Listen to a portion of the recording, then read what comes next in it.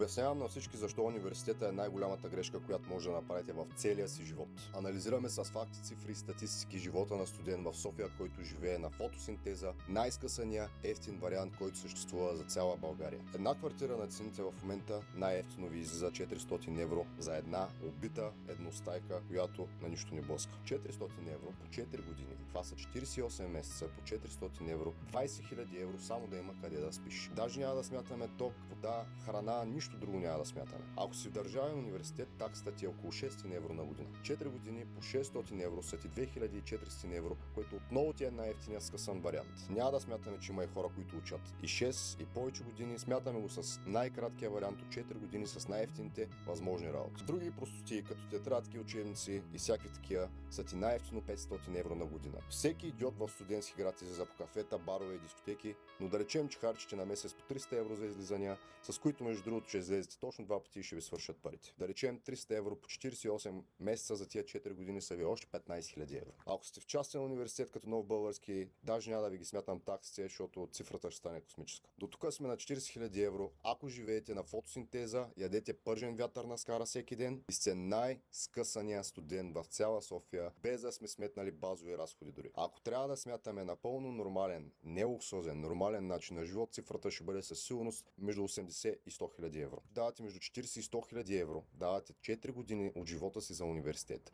Преди това сте дали още 6 години от 7 до 12 клас, в които не сте научили абсолютно нищо, с което може да изкарвате пари. Там даже няма да ги смятаме разходите, защото са поне още толкова. И общо давате минимум 10 години от живота си и след това всичкото нещо, единственото нещо, което повечето хора могат да бъдат, е барман, сервитьор, крупие в казино, общ работник или нещо подобно. Да речем, че взимате 50 евро на ден заплата след университета, което за повечето хора, между другото, не е възможно, но слагаме 50 евро средно на ден.